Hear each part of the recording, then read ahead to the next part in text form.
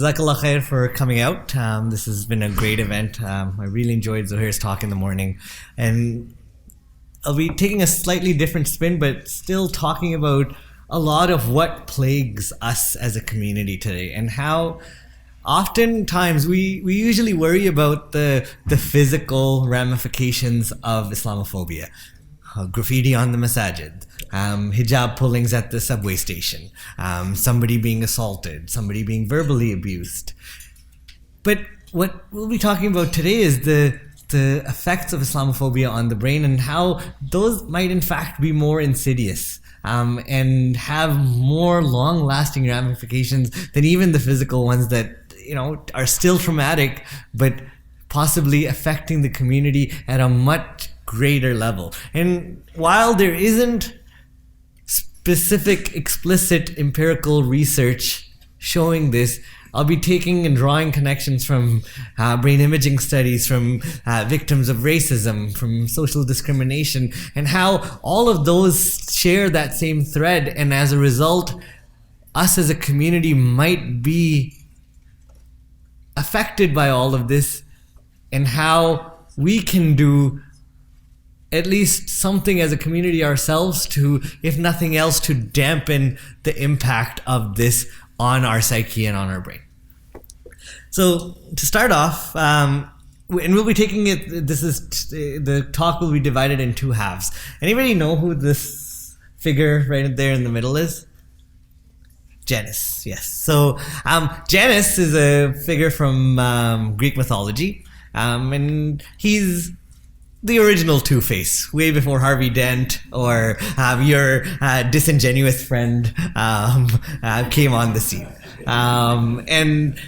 And what's interesting about Janus is he actually has two faces, and one sort of looks forward to the future, and the other one looks to the past. And depending on which face you ask, you would get very different perspectives, as you can imagine. And so that's exactly how Islamophobia is. Depending on whether you're the victim, so the Muslim community, or the consumer, the person that's watching Fox News, for example, the effects on your brain are very different. Even though the same brain regions might be involved, even though the same actions might be happening at the level of the brain, the effects of it are very different. And where I want to start off with is talking about what it does to somebody who is a victim, or somebody who identifies with an Islamic identity and as a result is impacted by Islamophobia. And so before I start, I want to preface it by saying that the associations that I'll be talking about are in no means causal. We don't know for sure that Islamophobia is resulting in any of this. But the evidence is strong enough, and the case I'll try to make is the evidence is strong enough that at the very least, we should be trying to prevent some of the harms for it on our brains and on our community. And so we are, and the case that I'm going to try to make is, we are in the middle of an acute mental health crisis as a community. The rates of mental illness across the spectrum are much higher in the Muslim community than the general public. And so this is the best data that we have. Unfortunately, we don't have good data when it comes to what the rates of different mental illnesses in the community is. This is probably the best that we have. And so these are a couple of studies. One is from Chicago, the Hamdard Center for Health and Human Services, and the other one is from a variety of community social service settings across Illinois to Kentucky. And you'll see that you probably can see over there, I can't read the numbers from here, so I'll have to look at the screen here. But adjustment disorder, up to 43% of the people coming to the center, which is 4 times as high as what's seen in the general public. Anxiety disorders at 15%, which is almost twice as much as what's seen out there. 9% for mood disorders, which is also double of what's seen out there. Psychotic disorders at the general population level, and this is what I study in my lab, is the interplay between substance use and mental illness, and specifically in the case of schizophrenia, that's a base rate of 1%. And so psychotic disorders are, in this population at least, showing up at 5%. And the reality is this is probably a gross underestimation for a couple of reasons. Our community does not do well with mental health. We've at least moved past the jinn possession explanations that we used to have for it in the past, but there's still a lot of stigma associated with it. So people are not going to report that they are undergoing a mental health crisis. And so these are probably underestimations by all means. And what's scary is the second column of numbers that you see there, it's actually adolescence. So this is the first one is the general public, and the second one is adolescents. And those are, again, really high rates when it comes to everything. And, substance use, ADHD, impulse control, eating disorders. And these are things that are affecting our community, and something needs to be done about it. And the thing that I'm going to be talking about is how Islamophobia, as the industry that Dr. Nader was talking about earlier, has added to our allostatic load. Allostatic load is a concept that basically talks about how stress affects our body and what our body does to adapt to it. And the best parable or example that I can give to help everybody understand this is a glass of water. And this actually fits with the Quran talking about لا يكلف الله نفسا إلا وسعها, right? So Allah subhanahu wa ta'ala does not test anybody beyond their capacity. But all of us are constantly in the state where our glass of water is full up to the brim. Or maybe there's a little bit of room left, but it's ready to overflow, ready to spill over. And what Islamophobia does is adds that 5 to 10 milliliters that then brings us all over the edge. All of our glasses spill over as a result of the background stress that we feel because of this hate. And we might not even be thinking about it consciously. It doesn't even have to be, and we'll talk about it today, that how we often think about the effects, even when we talk about the psychological effects of Islamophobia, we often think about them in the context of internalizing Islamophobia. And Yaqeen, mashallah, has talked about it in a few of their articles and videos, how the youth are internalizing Islamophobia. But if you look at some of the research that's come out of the African American community, for example, the racism that they experience has been strongly associated with depression.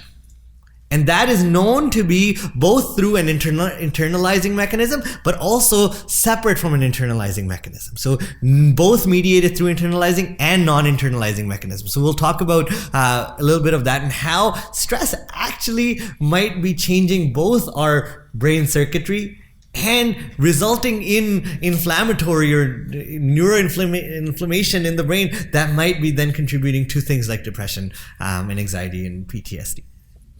So while we don't have good data, emerging literature is starting to show that there is an association between incidences of Islamophobia or perceived harassment or perceived discrimination and everything ranging from depression, where the odds ratio is 3.39. So you're 3 times as likely, and we're not going to get technical with what odds ratios mean, but 3.4 times more likely to have depression if you have gone through being called offensive names as a result of being Muslim. And pretty much all of us can relate to that.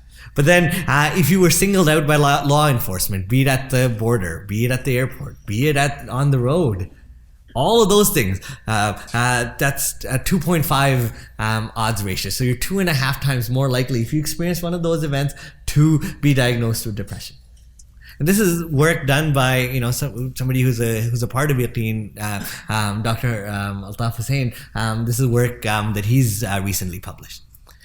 In another study, perceived discrimination was a significant risk factor for major depression and generalized anxiety disorder. So those rates that we were talking about now have been shown that the more perceived discrimination you have experienced in your life, the more depressive symptoms that you have. So at the very least, we have an association that the more you experience in terms of social discrimination or perceived discrimination for being a Muslim, the higher you report when it comes to your symptomology for depression or generalized anxiety disorder.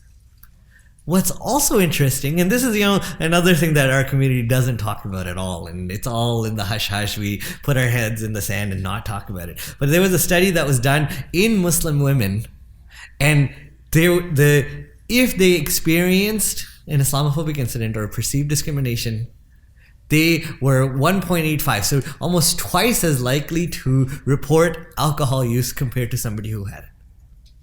And so these are, you're starting to see the picture here, that these experiences have an effect. And all of those things that we sort of talk about as, idiosyncratic increases in suicidality or mental health or depression, and we don't know what the reason for it is. We don't know why our kids are suffering for it. Now the picture is starting to become a little less blurry. What might be the one cause? And these are all multifactorial things. These are, there's environmental factors, there's genetic factors. But sometimes you just need that second hit. There's second hit hypotheses for schizophrenia, for depression, that there's a genetic component, and then once you add an environmental component to it, once you add that trauma, that insult, that's what then takes you over the line into a diagnosis. And then lastly, it has also been associated with significantly associated with subclinical paranoia, and that's often a symptom of psychotic disorders like schizophrenia. And so this might be a hot take in some ways, but I tried to think about it. And I said, the Prophet ﷺ, ashaddu nasi ibtila'an al-anbiya, right? Like the people that were tested the most are the anbiya. And so I tried thinking about it, like they were tested, they went through social discrimination, they went through racism, they went through Islamophobia essentially. At the beginning time of the Prophet ﷺ, he went through Islamophobia. And then, if you think about just the temporal proximity of the Shi'b Abi Talib, the boycott of Abi Talib that happened, to the Am al-Hazn, the year of sadness. Yes, there were two major events that contributed to that: the death of the Prophet ﷺ's wife and his uncle. But then in addition to that, the trauma from the persecution over that time of the boycott didn't help. And only added to that allostatic load. And so this isn't something that's just happening now in our world. But because Islamophobia has become such a big part of the narrative, of the rhetoric, it's become a whole industry. And someday, inshallah, when Sheikh Omar visits next, he can break down how much money is spent every year in that industry. This now becomes a reality for all of us, especially Muslim women. And we often worry about them being the physical targets. They're easily identifiable with the hijab, but there are also known biological vulnerabilities when it comes to depression, when it comes to anxiety, that are dependent on sex, there are known sex differences, that women might be more vulnerable to the effects of some trauma. And that's where I think it makes that perfect storm. And because then, women are in our community because of the fear of stigma, be it related to marriage, be it related to family, they aren't even able to seek the help that they might need for all of these things that we're talking about. Aside from those associations, what I wanted to do a little bit of is also give you a crash course on how the brain works and how we can actually study the brain. One of the easiest ways that we have of studying the brain is by using if you break a shoulder or if you get hurt, you often go for an MRI. And for those of you that have had an MRI, it's not the most pleasant experience. It's a dark tube with loud sounds that you're inside and you're getting imaged for something. You can also do that to image your brain. You can get a window into your brain and know what might be happening there. And what we can assess through this way is how active certain parts of the brain are and how those active parts of the brain are now communicating with other parts of the brain. And so this study that I'm presenting some of the data from is what's called a resting state functional connectivity study, where you can assess how one part of the brain is communicating with another part of the brain. Yeah, it's sort of like the example I often use in my classes is if you were dancing with a dance partner, or if you were in a really rhythmic zikr session and you're all in tune with each other, and the people that are in tune, they'll be jiving together, and those two brain regions, when they jive with each other in terms of their activity, they're thought to be functionally coupled or connected. And so you can see if these two regions are acting at the same time or being active at the same time, there must be something happening between them that's resulting in that jive. And then other regions are, bad dance partners and they don't jive with each other. And that's when we know that these regions are probably not communicating with each other. So this study is something that was just published last year. They looked at social discrimination, and this was not in Muslims. This was, even though they talk about the rise in Islamophobia and Islamophobic attacks in the discussion section of it, this was across the spectrum. They had whites, blacks, Latinos, and then people of different socioeconomic statuses, as well as sexual orientations. And so people who had experienced some form of social discrimination were compared to people who hadn't experienced social discrimination, outwardly blatant social discrimination. And what they showed was that the brains of the individuals that had gone through social discrimination, there's a part of the brain called the amygdala. This is our threat center of the brain. It's the fear center of the brain. A really nice, some of the first studies that really told us how important the amygdala was actually in studies of orphans. And they found that people who were orphans had much bigger amygdalas compared to children who weren't orphans. And that's when they figured out is because your parents are supposed to serve as the protections from outward worldly threats, you'll have a small amygdala. But then those who were orphans, they didn't have the parents, and their amygdalas were so active and needed to be present that they were hypertrophied or were larger in size at a much earlier age. And so this is that part of the brain that responds to all sorts of threats. And this brain region will come up again later when we talk about the brains of the people who are being exposed to Islamophobia as consumers. It's also the one that helps, but it all depends on what the amygdala is communicating with. In this case, the people who experienced social discrimination, they had increased activity in their amygdala, but also they had increased communication between the amygdala and the parts of the brain that play a role in anxiety, that play a role in depression, that play a role in PTSD. And so that all of that circuitry was jacked up, was increased, was ramped up, and that's the state that these individuals felt in. And the data here, so both sides can see, they actually saw a really nice correlation between the exposure to the discrimination and how much activity was happening in these circuits of the brain. So beginning to show that there is in fact a relationship between your experience of social discrimination and how these networks in the brain that are important for depression, for anxiety, for PTSD are being activated by your experience of social discrimination. The question at the end of all of this is whether it's causal. And that's the problem with doing imaging studies or any of these association studies in humans. You can't possibly know for sure that that was the fact. And that's what Zohair was talking about earlier as well, the chicken or the egg question. That's some of the work that we do in our lab, is trying to crack some of these chicken or egg questions. But you never know. Was it that they had some underlying level of depressive or anxiety-like symptoms that then maybe made them a target for it? Or and then the ethics of it, you can't take a person, expose them to social discrimination, and see what happens to their brain. That's not okay. And so that's why we often, and this is the work we do in our lab, is we turn to animal models to try to see whether discrimination or hate or any of this actually results in changes in the brain that might be contributing to the course of the mental illness.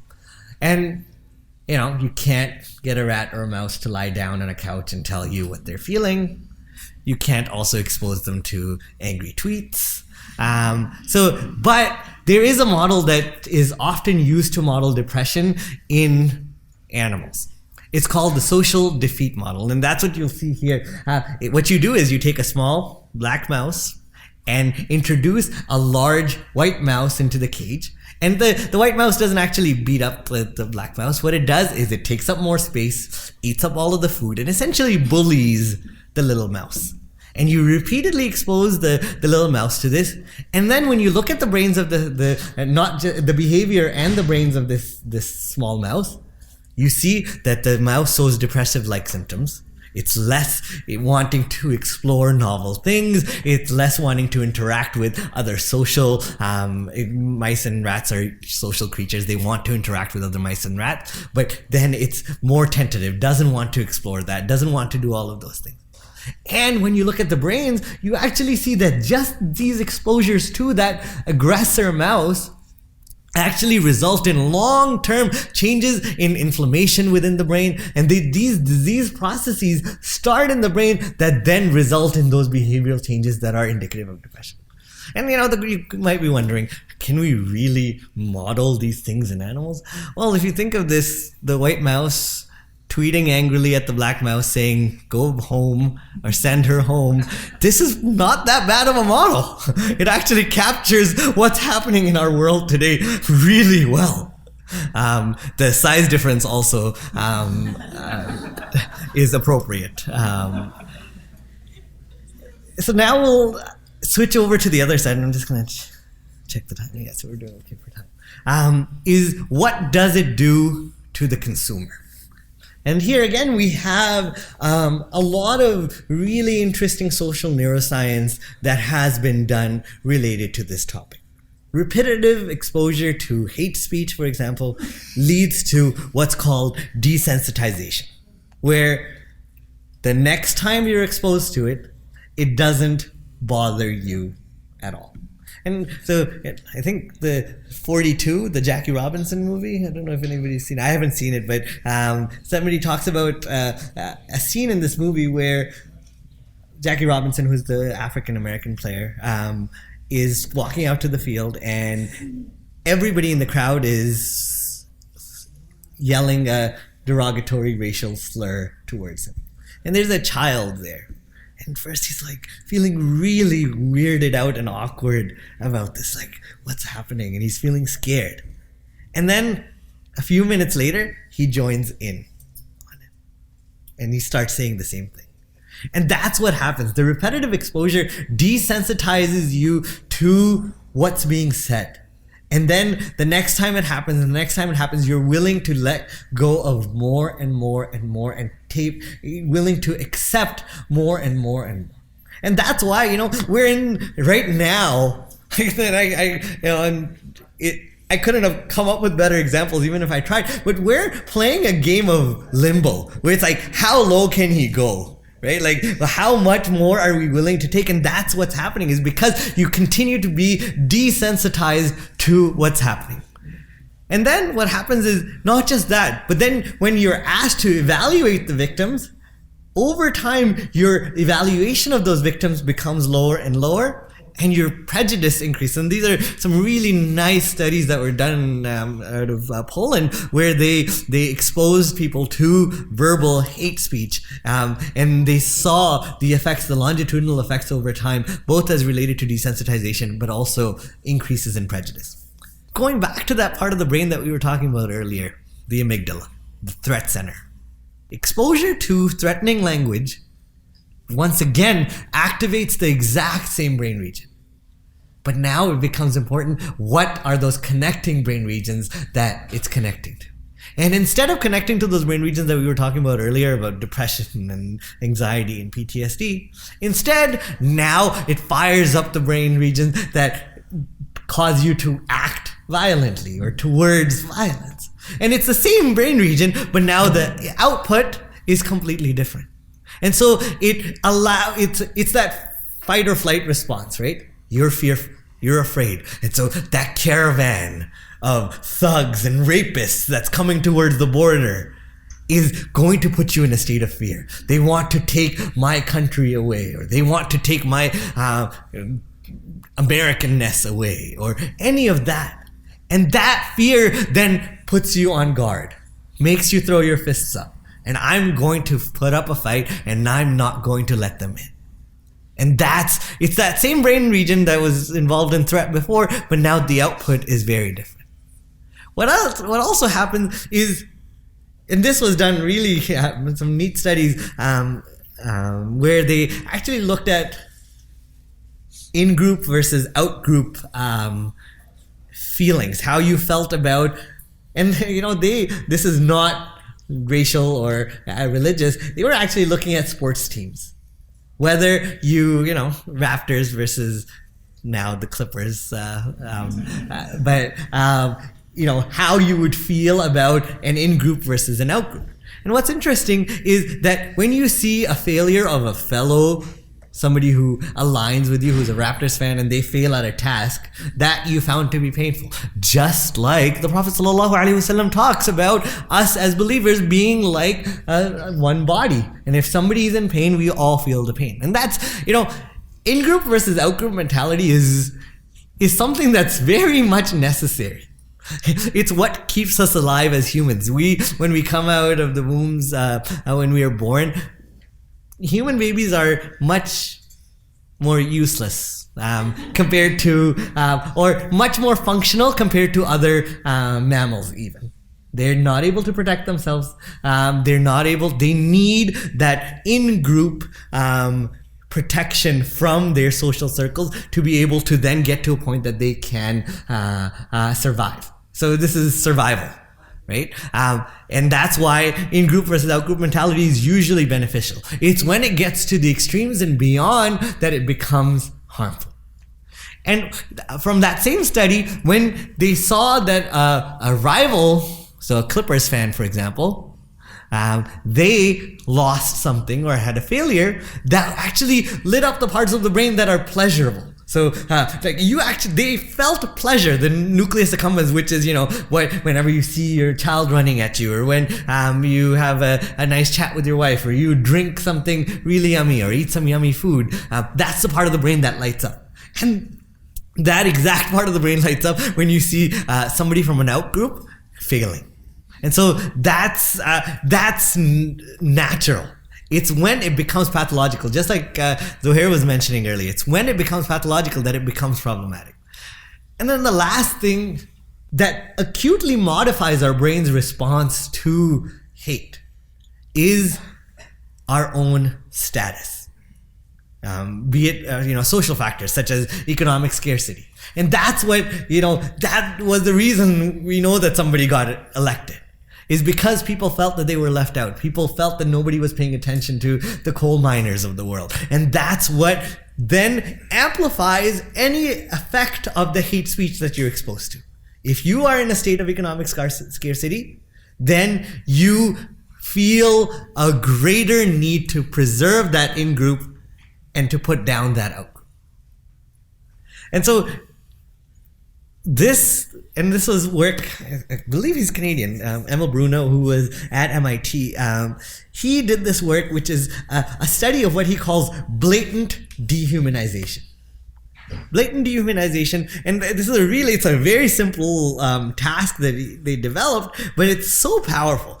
And I'll read off and this is a figure from their paper. It says, people can vary in how human-like they seem. Some people seem highly evolved, whereas others seem no different than lower animals. Using the image below, indicate using the sliders how evolved you consider the average member of each group to be. Anybody want to take a guess on how the results turn out?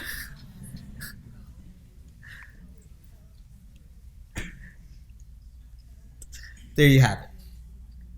And Muslims and Arabs showed up at the lowest end of that. And you know what's interesting? They actually looked at how temporal proximity to major events that happened, the Boston Marathon bombing, for example, how that changes it. And this is what they saw, that if the closer you were, immediately after the attack, that's when you saw the greatest increase in blatant dehumanization for Muslims and Arabs. And that over time this starts to fade away, but it still remains.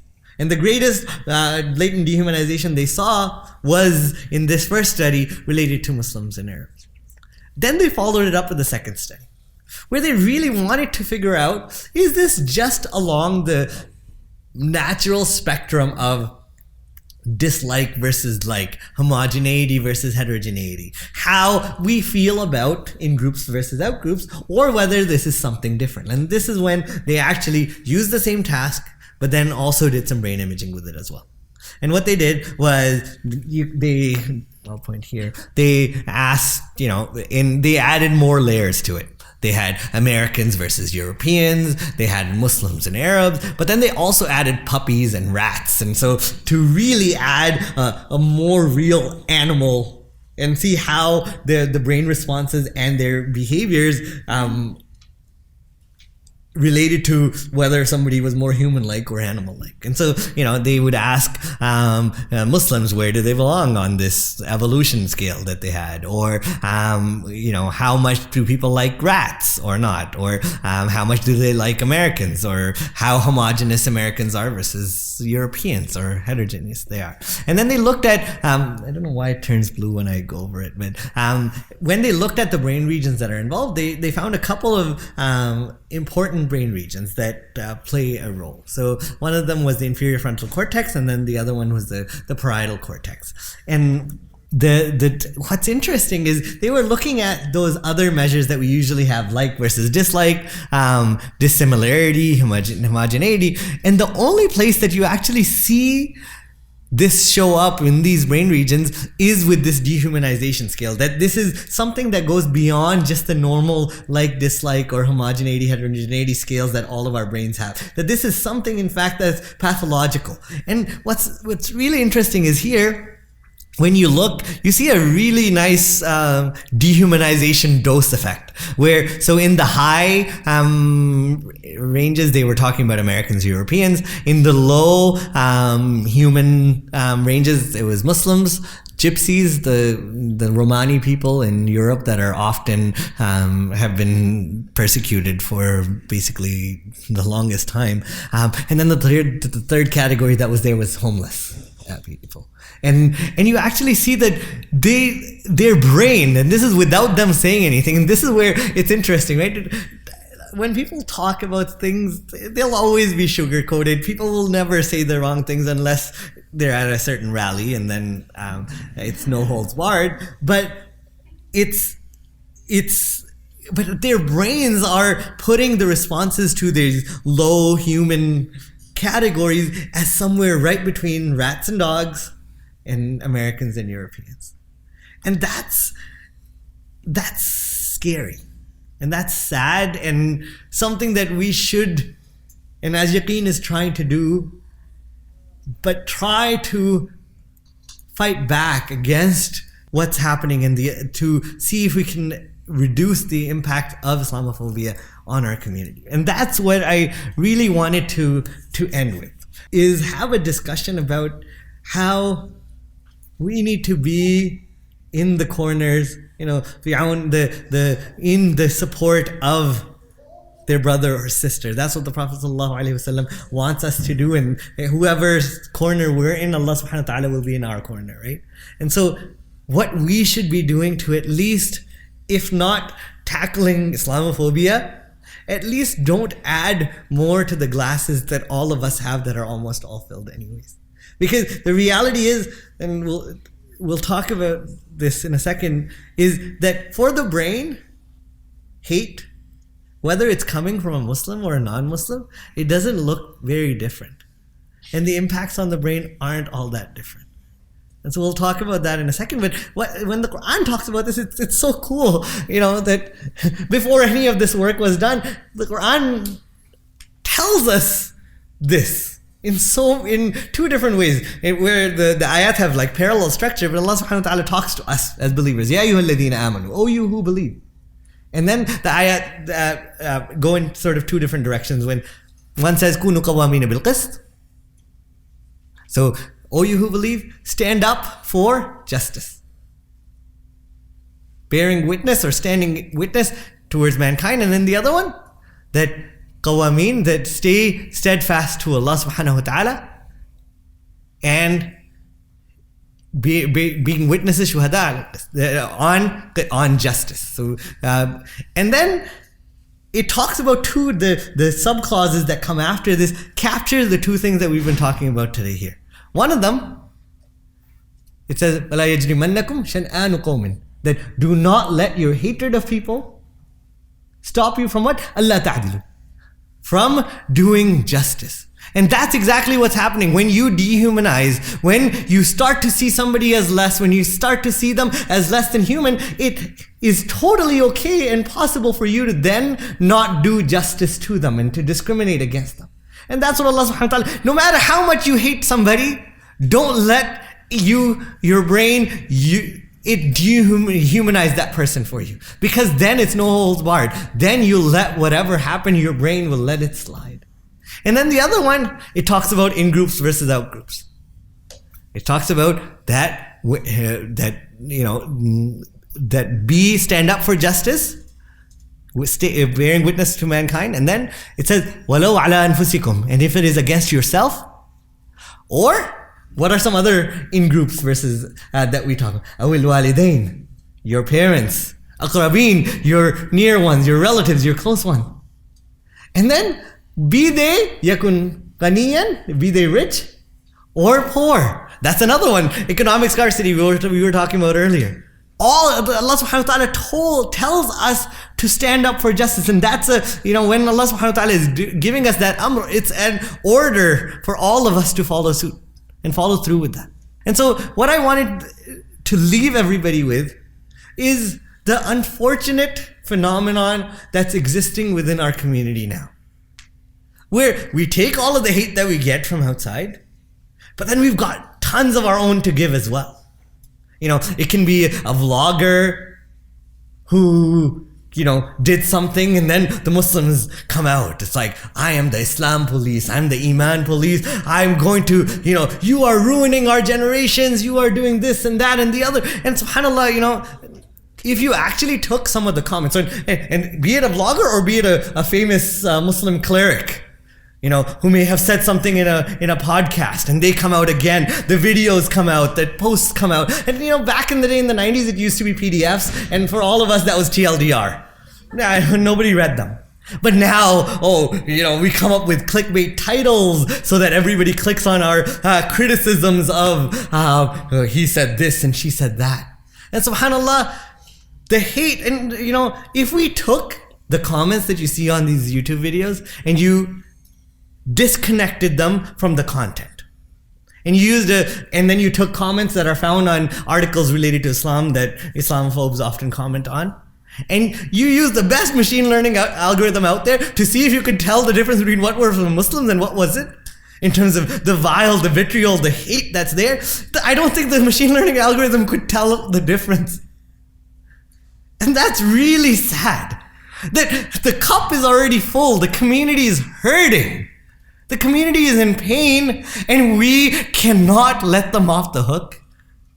That we have to uphold our, banner of righteousness, which makes it then okay to do whatever we want.